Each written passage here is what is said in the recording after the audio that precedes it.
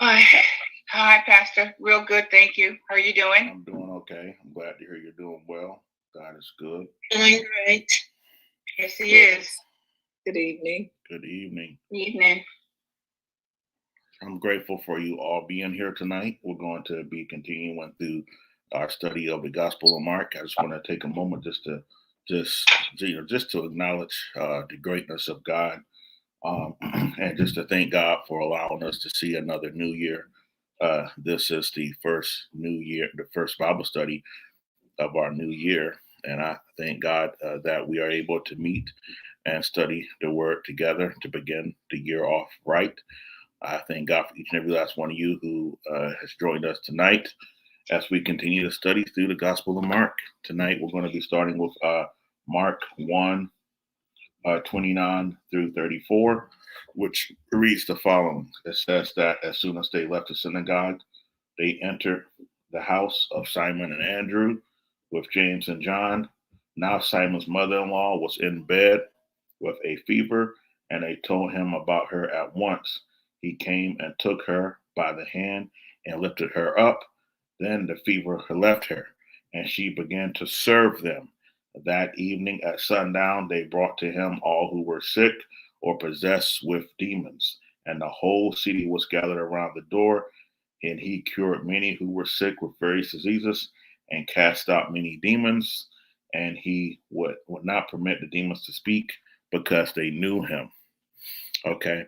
All right. So tonight we're going to be looking at this text and a little bit of the next pericope. And I think there's some exciting things for us to kind of glean from this. In my notes here, I have this. The men took Jesus to their home for what was most certainly would be the Sabbath meal. Upon arrival, they discovered Simon's mother-in-law had a fever. For most contemporary readers, this may be the least impressive of Jesus' miracles. But for Torah-centered Jews, anybody tell me what the Torah is? It's the Pentateuch, the Old Testament Pentateuch. Perfect. That's right. Pentateuch. Anybody know what the pent is? Any music people? Minor pentatonic scale, the pent, P-E-N-T. What does pent mean? Five. Means five. Very good. So what would be your guess of what the Torah is? It's the first what? 5 books of the Bible. Excellent. So very good. Alexis, very good. Deaconess Edge, and whoever else commented. Excellent. Thank you so much, Esther. Excellent. All right. Very good. And Esther, feel free to continue to comment. I can see your comments, and I will elevate your comments as well on Facebook. All right. Wonderful. So Torah-centered Jews would have seen this, and it would have given them pause. Okay. A fever was not simply a symptom of illness. The law often gave the impression that a fever was a penalty sent by God. And I want to show you this real quickly. Let me go over to Leviticus 26 and 16. So let me pull that up right now. Leviticus 26 and 16, which reads this. It says, I in turn will do this to you. I will bring terror on you, consumption and fever that waste the eyes and cause life to pine away. All right. So you can see here, fever is viewed as like punishment from God in the law. If I were to go over to Deuteronomy and see this again, and Deuteronomy 28 and 22, the text would read the following. It says, the Lord will afflict you with consumption, fever, inflammation, with fiery heat and drought, and with blight and mildew. They shall pursue you until you perish. So again, you see that fever was used as like a punishment. And so we see that Jesus is healing somebody who has a fever, but beyond that, it would have been also problematic because Jesus is healing this person most likely on what day that we just talked about? On the Sabbath. The Sabbath. Exactly, on the Sabbath. So it would have been ultra problematic that here we have Jesus healing somebody on the Sabbath. So, we see this miracle, and it's not one of the more spectacular miracles to us. We like to talk a lot about Jesus turning water into wine. We like to talk about the raising of Lazarus from the dead, but this one here probably would have been just as controversial, if not more controversial. The fact that Jesus healed somebody with fever on the Sabbath. Okay, and so he went to her, he took her hand and helped her. The translation is quite understated with the choice of the word help. The original literally says raised up, which is cloaked in radical healing and resurrection language. So the original text, it's not just healed. She raised her up. So she was on a bed, most likely her deathbed, because, when we think about fever, brothers and sisters, what do we do when we get a fever? What do we do?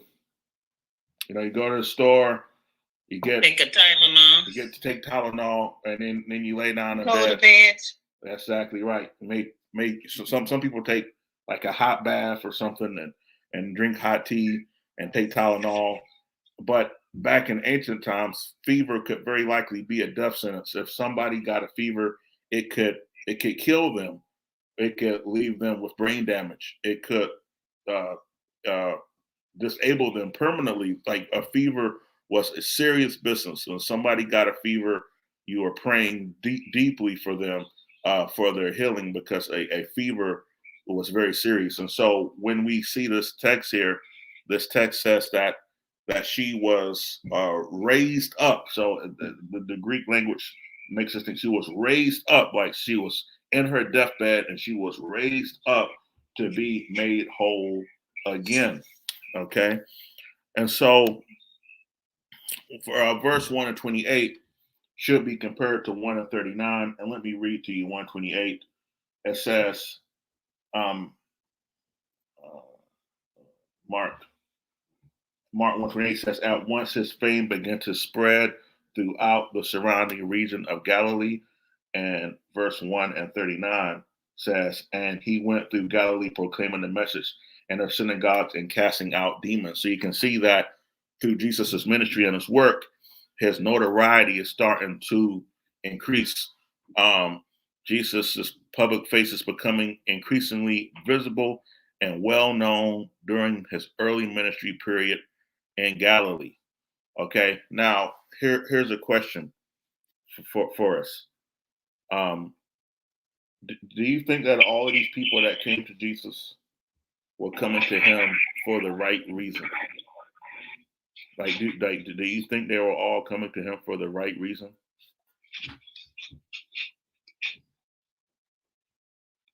No. No. Because it's for healing. Yeah, they wanted healing. Very good. All right. So, what is that? Go ahead. Did I hear somebody else? Amy Jackson? Yes, ma'am. Go for it, Sister Jackson. No, I just was saying I'm here. Oh, okay. Well, thank you. We're so glad that you're Okay. here. All right. So, Okay. I think this communicates something to us that yes, some of the people who came to Jesus probably didn't come to Jesus for the right reason. Okay, but Jesus nonetheless showed his love, his abounding love and mercy to them by healing them anyway and casting out demons, even though all of them did not come to Jesus for the correct reasons. And I think that us, as being the members of Jesus's church, the bride of Christ, we should kind of look at ourselves like this as well. Sometimes we'll do things, we may do things for the community, and everybody might not come because they want to, be at church. They may come for some sort of selfish reason, but because they are there, we still have an opportunity to proclaim the love of Jesus Christ to them. We have an opportunity to show them the love of Christ, even though they might not be there for the best reasons. Okay. All right. So I want to point something out here about where Peter's home was at. And John 1:44, it tells us Peter's home was, it says, now Philip was from Bethesda, the city of Andrew and Peter. Okay. So if we want to know where Jesus was at, okay, John suggests that Peter was from Bethesda, okay, which is just a fun fact. All right, so getting back to Mark 1, I want to show us something here. I think going to bless folks' lives here. I've gone over this before already, so I'm sorry if I spoiled this in earlier classes, but this is a very powerful thing. But before we get into that, let's deal with this slide. So Jesus was becoming a public figure, but he was also becoming a controversial figure. And what's some of the reasons why Jesus was becoming controversial? Because Jesus healed on the Sabbath, which was controversial. Which to me, I've never understood this. I guess it's because one who's free in Christ is free indeed. I suppose I'm free in Christ. My freedom inclinations make it hard for me to understand that if there's a person that is sick on their deathbed, who cares what day you healed a person on?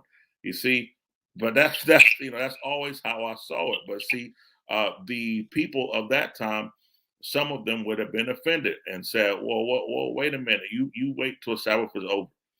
Jesus touches a sick person on the Sabbath, okay, which is another no-no. You're not supposed to do that. You're not supposed to go touch sick person on the Sabbath. Jesus touches a non-related woman on the Sabbath, a social offense, okay? You're not supposed to touch a woman that was not related to you ever, and especially not on the Sabbath. I believe I told you all this story before, but when Theodore was born, we went and got baby pictures taken of him, and we got the picture taken by a Orthodox Jewish woman. And when we were done, I did what I typically always do, and that's shake somebody's hand when I'm done doing business with them. And she said, "I'm sorry, I cannot shake your hand. I can only touch my husband and my sons. I cannot touch anybody else." So this tradition is still here today in some communities. Okay. So Jesus touches a woman that was not related to him on the Sabbath, which was another taboo. And then the woman healed waits on them on the Sabbath, which again is another taboo. Not supposed to do that. Okay. And so here we have Jesus being a rather controversial figure. Now, typically, people do not like controversial figures. Okay, typically, people like folks who are going to keep peace, going to keep everybody happy, that are not going to create any kind of controversy. But I guess I wonder, would Jesus' ministry would it have been less powerful and less meaningful if he tried to avoid all controversy?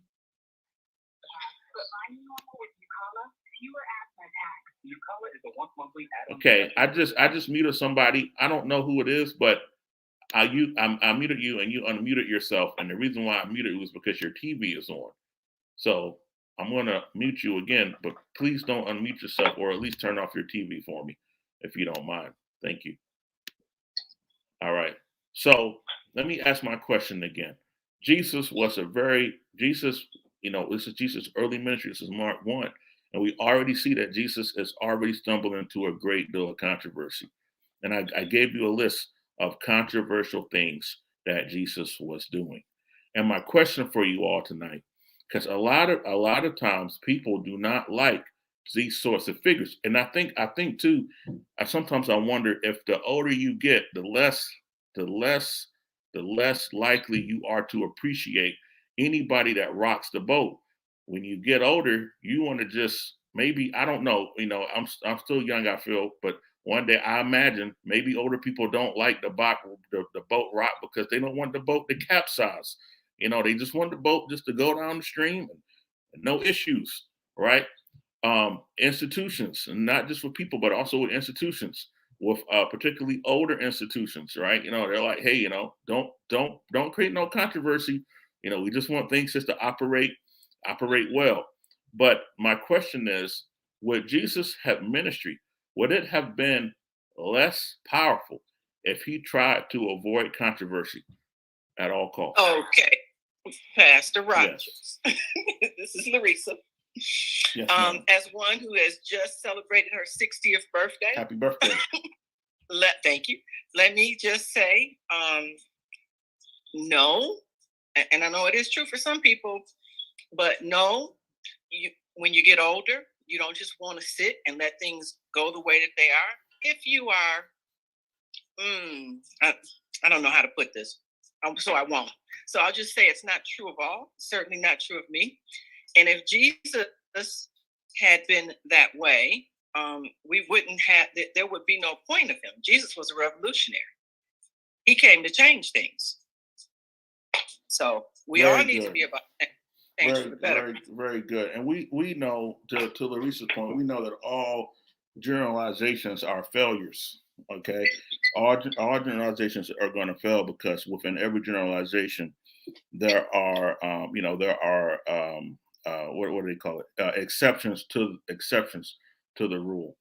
But generally speaking, why is it that so many revolutionaries are young, right? And how come people are more idealistic when they're young, and then as they get older, they become more conservative, right? This is just data, right? This is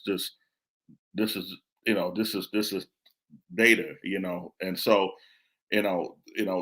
so but let's move on from that. Let's just look at just Jesus, right? So, what do you think has happened to the Church of Jesus, where even if something is truthful, if it creates controversy, it's deemed as wrong? Okay, so my question again is, what has happened to the Church of Jesus where even if something is truthful, if it's deemed as controversial, because it creates controversy, that's what makes it wrong, not the fact that it is the truth. You see what I'm saying? So what has happened, because Jesus was a person who, kind of put what was righteous over what was legalistic, put what was righteous over social taboos and social norms, even if it created controversy for him. So what has happened to so many Christians? Not all, there's some people who are definitely not like this, but so many Christians who say, no, what we want to just do is just not create no controversy. We don't want to rock the boat. We just want to go with the flow, lift up the status quo. We don't want any sort of issues. Let's just do what comes with the least grief and the least controversy. What has happened to the followers of Christ when Jesus, our Lord and Savior, behaved like this? Who wasn't afraid of controversy, but yet so many Christians are terrified of it.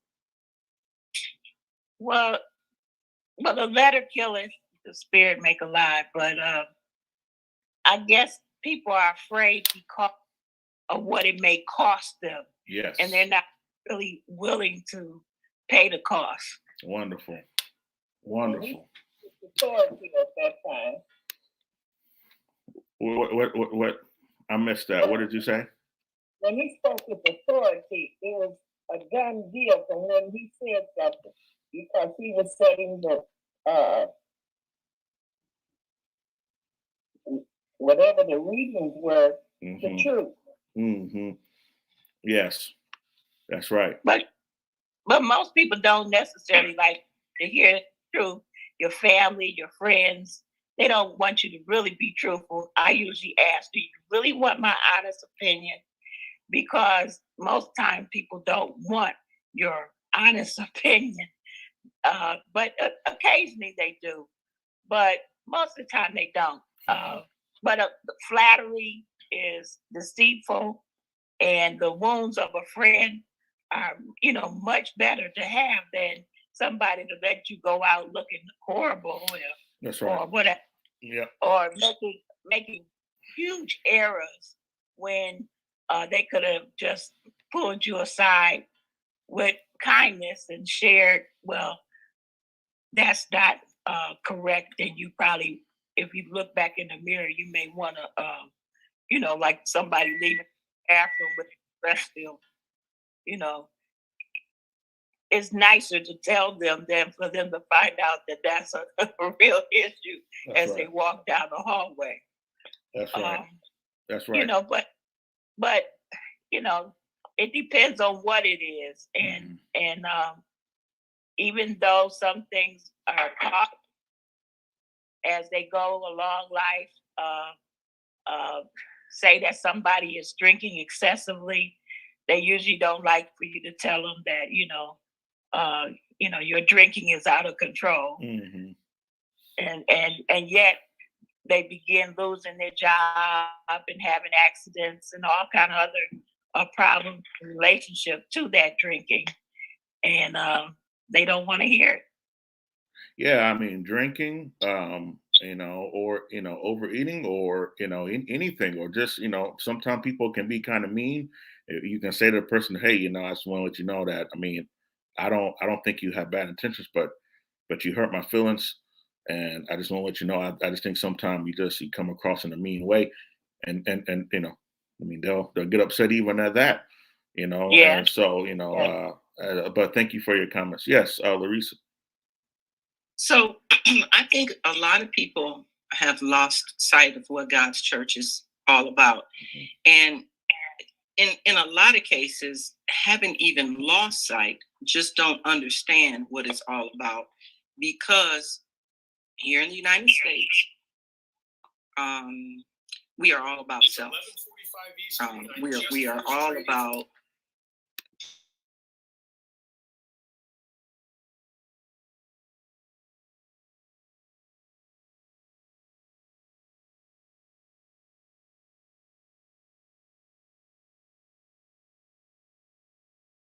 a family that takes you to a different perspective. You don't even realize how jaded we are with regards to who and what our church is supposed to be about. That's so true. That's so true. Anybody want to respond to what Larissa said? Did that get your wheels turning, and you want to comment? I didn't want to comment on what Larissa said, but I just was going to make a general comment about the whole notion of the controversy, right? And so I think, for me, at least, where the rubber meets the road is if it's a necessary and appropriate controversy, right? So when you think into a more current history, it's very controversial to fight against apartheid, but necessary. It was very controversial to fight for civil rights, but necessary. And the list can go on and on and on and on. But I think that's when it matters. But you can be unnecessarily and inappropriately controversial. That's right. And then it's not, and so I think that's what makes the difference in what Jesus did. He was letting folks know that, hey, what's been happening it's not necessary and it's not okay. And for me, that's the difference. Yeah, Alexis's comment makes me think about some data from Dr. Ivor Carruthers. Ivor Carruthers is I don't know the exact title, but she's the leader of the Samuel DeWitt Proctor Conference, among other things, and she did some research, particularly around Dr. King's work, and she said that the way we look back on history, as if all of the black church supported Dr. King. But actually, her research showed that I think the number was about 13%, 13 to 15% of the black church supported Dr. King, and there was a lot of black churches that saw Dr. King as rocking the boat and going to make things worse for black people and going to make things harder and rocking the boat, and did not appreciate the work he was doing. I am proud to say that when we all know the Second Baptist was among that 13%. Dr. King said himself that Second Baptist raised more money for the Montgomery bus boycott than any other church. So we were a church counted in that number that actually did support Dr. King's work, but many churches during that time did not. After King's assassination, of course, everybody said they supported him, and everybody and their and their cousin marched with him.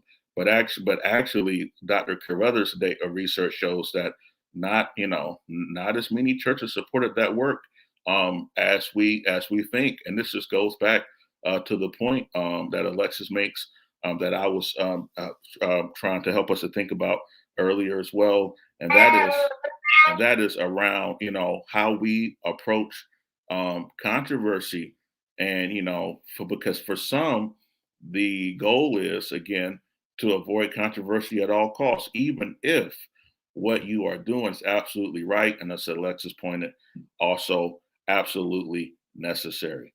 Wonderful comment. Are there any other comments? I'll just add one more short thing to that, and I'll be quiet and let everybody else talk. There are many stories of African Americans who, well, enslaved at that time, Negro people, colored people, all those names that we were called, who really didn't even want people to rock the boat as it related to slavery. They're like, it could get worse, leave this alone and let it sit. And so, you have to. That's a tough one. It's a difficult situation.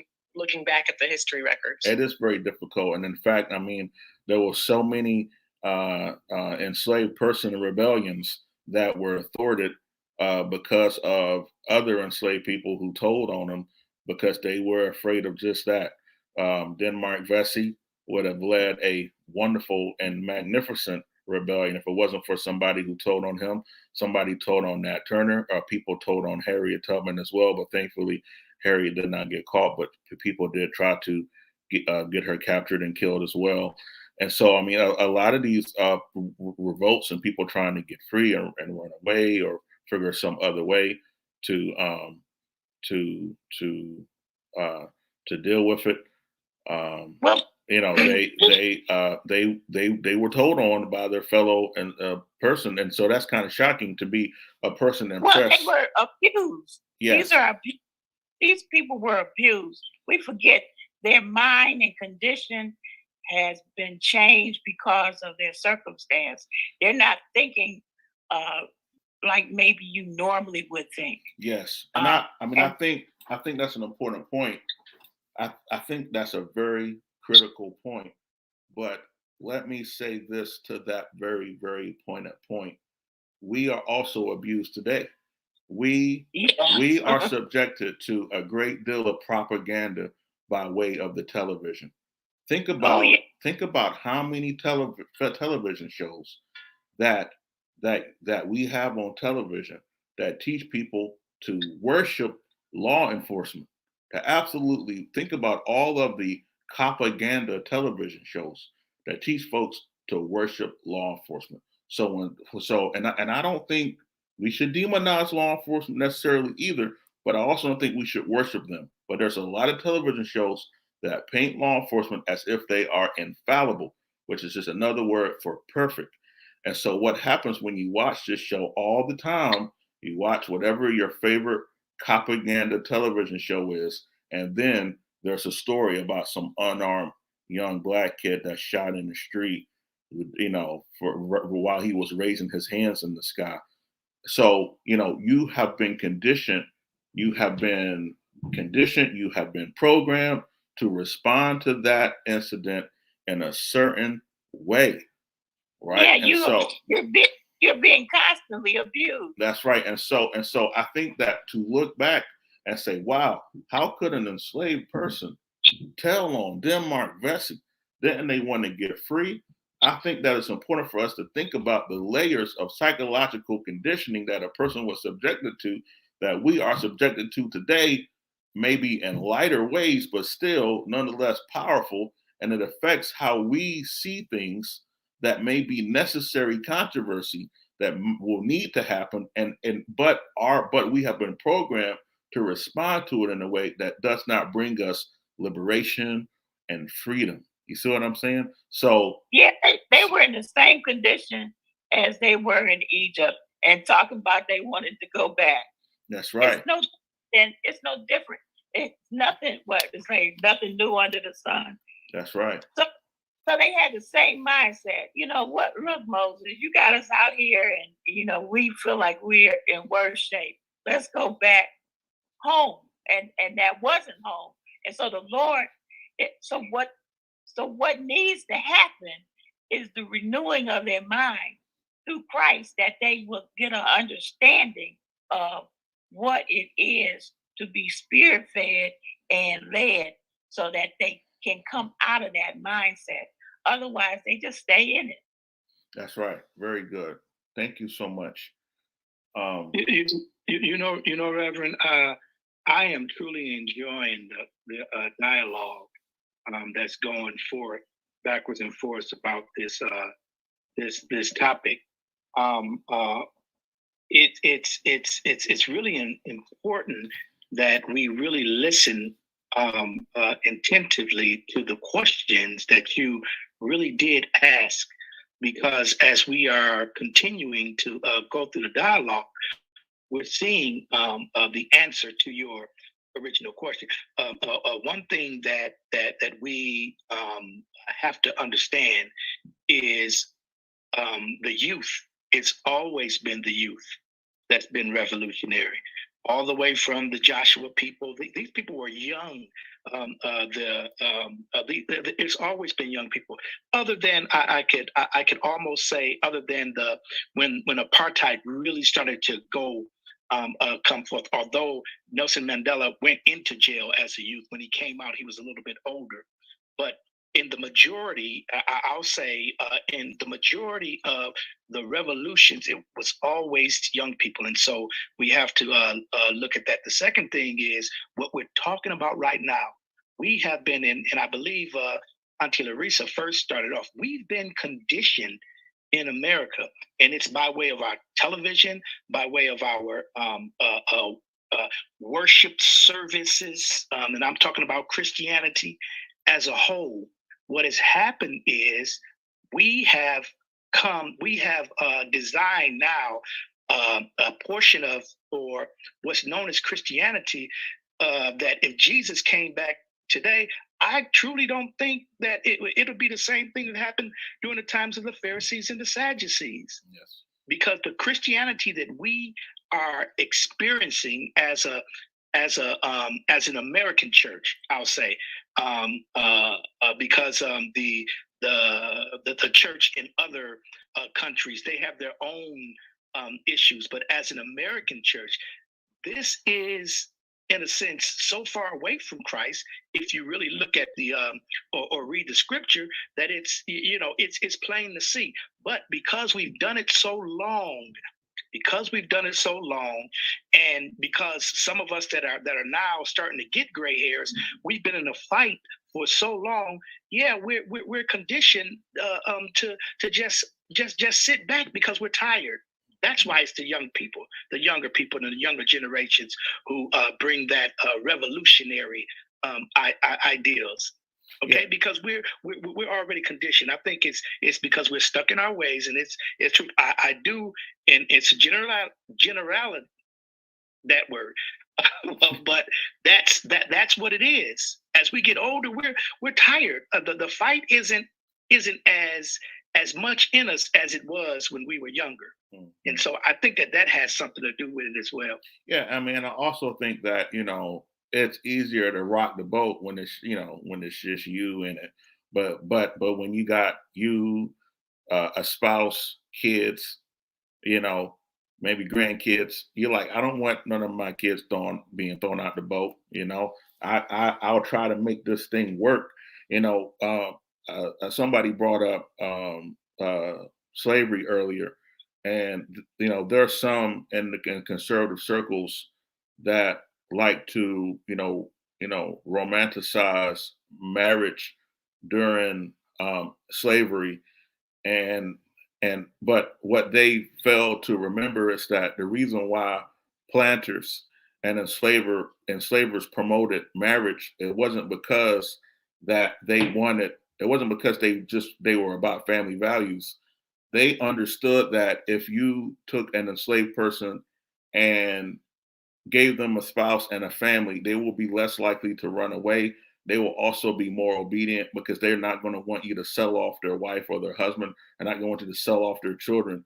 They use marriage as a weapon of control against the enslaved persons to keep them under wraps. And I'm bringing this up to say that, as you get older and you develop more responsibilities, like, you don't want to go through a revolution. Revolutions are miserable times. I think about a quote from the Last Poet. Some of you may remember the Last Poets. I think they were like poets in like the late 70s and 80s. They were making vinyls with a bunch of poetry, and one of them said, I think it might have even been Jill Scott Heron, but one of the Last Poets said, he said, "Don't talk about revolution until you're ready to eat rats to survive." So people throw around the word revolution a lot, but don't really understand that like revolution is ugly, is hard, is painful, and so people as they get older, radical, that radicalism continues to fade away and fade away and fade away. That willingness to confront, as I forgot how Let's just put it. I think she put it in a very good way. That's to confront things that are a necessary controversy, to confront necessary controversy. That willingness goes away because you're just saying, well, I just want to keep some sort of semblance of normalcy. I want to just keep some balance, although I know that this isn't right. This is not apropos. Although I know that this system isn't good, it's not right. I just want to keep some sort of some degree of normalcy. Somebody brought up civil rights movement. You go look back on these images, the dogs, the water hoses. Man, these folks were kids. And one of the reasons why kids were, these were like teenagers, these were young kids. And the reason why these kids were out there is because the older people did not want to go out there. Like, they did not, and the kids in their idealism went out there. And that was actually something that was controversial to for the children to be put in harm's way. I mean, when John Lewis was, hit in the head and bruised, his head had his head cracked open on the Pettus Bridge in Selma. He was just a kid. He was a young, very young person when that happened to him. And so, something going back to Reverend Pennington's point. By the way, I just want to just say thank God, Reverend Pennington. He sounds good, everybody. Doesn't he sound good? He sounds good. He sounds like he's in his right mind. I thank God that God brought him through the other side of COVID. So I celebrate you, brother, being back in the mix and sounding great. So I just thank God. I wanted to take a moment to thank God for that. But to elevate Reverend Pennington's point, again, is that what happens sometimes is people get older and they develop families, they develop responsibilities. Sometimes they get a degree of comfort, and they're like, man, I don't, I like where I live.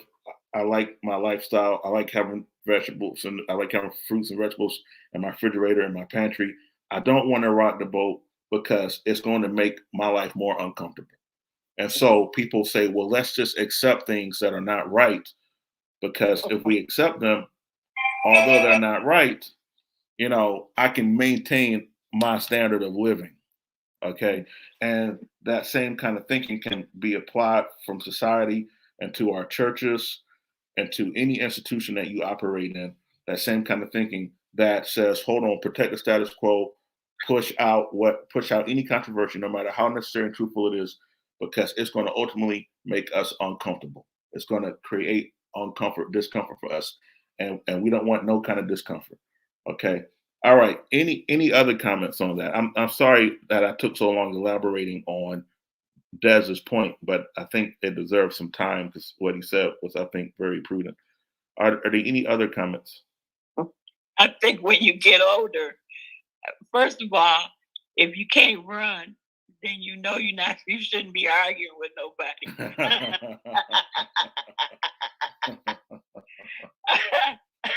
So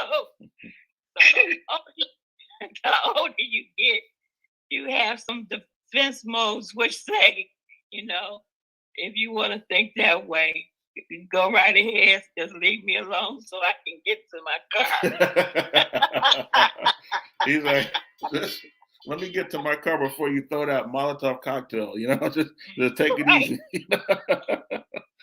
All right. Thank you so much. All right. That's funny.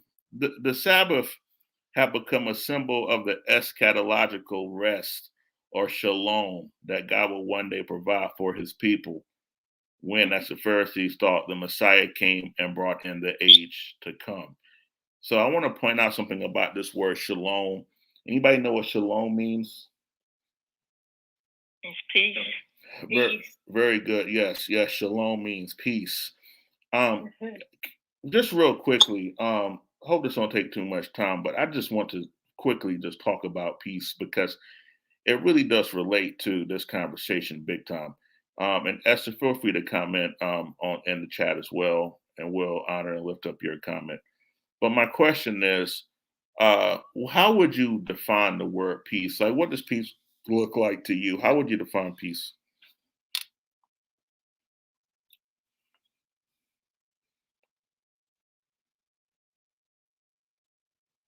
What is peace? Relax, no worries. What'd you say? Relax with no worries. No worries. All right. Hakuna Matata. Yeah. And you can be calm when you're peaceful. Be calm when you're peaceful. Very good. You can be in a storm and just resting through it. And the storm. You can't worry about it. You can't change it, and you just go right on through. Yeah. Very good. Anybody else? Lack of controversy. Lack of controversy. Okay. Confusion. Lack of confusion. Very good. Anybody else? I think you can have stuff going all around you, but that doesn't mean that you don't have controversy going on.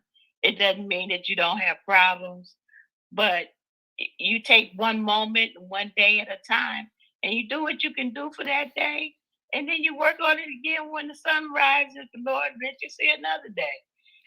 There's, if you can't do nothing about it, there's no sense worrying about it that day. Yeah, you wait till the next day, and if you can do something about it then you take care of it. But that's peace. It doesn't mean you don't have controversy, don't mean you have a lot of issues. You can have tons of things going on, but you can only address one thing at a time, or maybe two at the most, and you go on and know that you've done what the Lord have you to do that day, and then you start working on the next day. All right. Very good.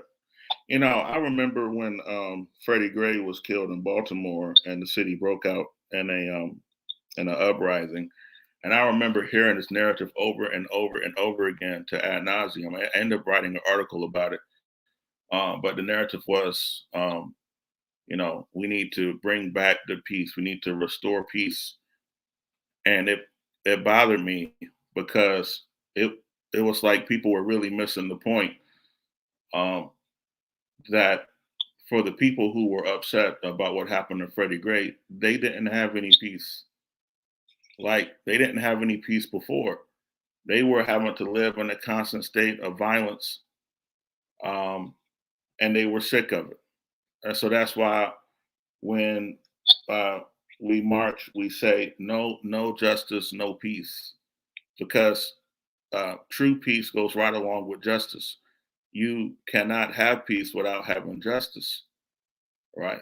And so now you can have a pseudo peace, right? And so you will have people on the top who have comfort, and they'll call that peace, and then people at the bottom live in a constant state of violence, and they don't have peace so that the people at the top can have peace, right? So you think about wars that have happened in underdeveloped countries so that their resources could be extracted and brought to the developed world. And so the developed world has so-called peace while these underdeveloped countries have wars so that we can get these resources for our benefit. Well, is that really peace? A true peace is peace for everybody. It's peace for all humans. It's peace for animals. It's peace for the environment. It's peace. That's what shalom is. And you cannot have shalom without justice. And in fact, in the Hebrew, The word righteousness is synonymous with the word justice. It's the same word. These are two synonymous words, justice and righteousness. You cannot have shalom without righteousness. You cannot have shalom without justice, because shalom is a holistic peace. Now, the Romans had a concept called the Pax Romana, and I'll be sure to bring this image to class, but they had it carved into a stone, and the Pax Romana simply means the peace of Rome. And at the top, you saw the aristocrats.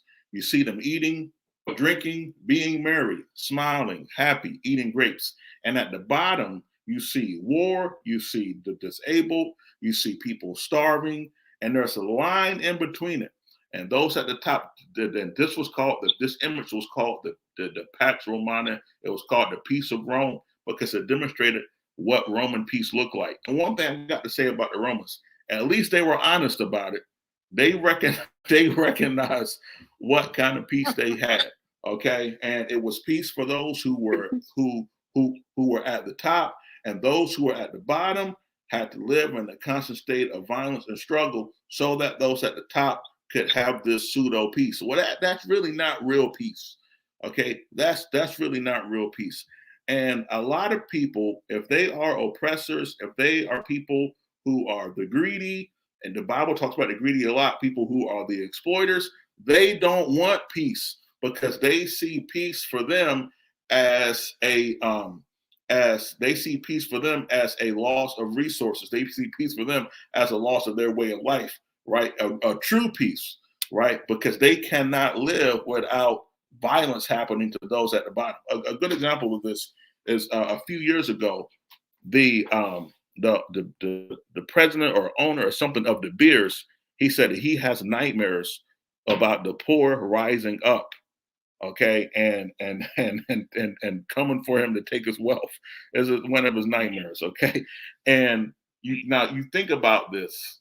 If you know about the history of De Beers, you know that De Beers has caused all sorts of violence and conflict on the continent of Africa, trying to extract diamonds. Okay, Diamond. right? Yeah. They have all sorts of. Okay, now this man is in his mansion, living with peace. He has some nightmares, but living with pseudo peace. He may have some nightmares, but back in Sierra Leone, there was war and pain and chaos because of his actions and his company's actions trying to extract, and companies like his trying to extract diamonds from Africa. That's not peace. That is not true peace. Okay. A lot of times when there's some sort of civil unrest and folks start saying the P word, peace, what they really are saying is, we want to return to the status quo. It is not really about real shalom. It's about going back to the way things were before. And that's not shalom. Shalom is coupled with justice. Shalom is coupled with righteousness. Okay. And so that's a little bit about the Sabbath, eschatological rest, and shalom. So I just wanted to point that out to you. And I think Jesus really understood the point of the Sabbath. He understood it. That's why Jesus could heal on the Sabbath. That's why Jesus could do the things that he did on Sabbath, because Jesus really understood what true shalom really was. And that's what he was ushering and teaching us how to bring about. All right. Any comments before I move on? Oh, that was Dr. King's answer also. Like justice run down like water, and righteousness is a mighty stream. And that comes from Amos, I believe it is. Right. So you couple those two together, and that's one of his most outstanding remembrances that we have on. This is what he was fighting for and urging upon us and everything. That's right. However, it never has arrived. That's absolutely wonderful. So the miracle story that we have, and then I'm going to go ahead and close after this. But this miracle story that we read has three key elements of a miracle: the touch of the healer, that's right, Toussaint. The touch, the touch of the healer, the sudden cure, the action by the cure demonstrating he is well once more. Okay, and so let me see. I'm gonna let me see if I can make one more point here. Um, I, I I think I'm going to save this point for next week because it's a rich point and I want to have time for it. So if there's no more comments or questions, I'm going to go ahead and close here. I thank you all so much for such a beautiful class. Everybody on this class, I thank God for each and every last one of you. I think this was a fantastic class with a wonderful discussion. I do pray that you will come back and study with us again next week for a very important topic. We're going to talk more about rest.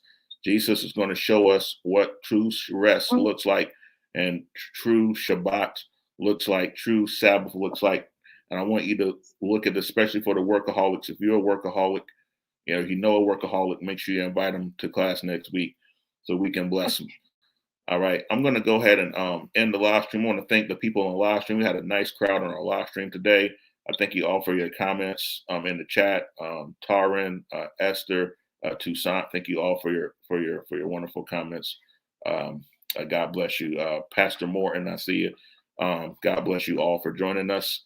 I'm going to go ahead and end our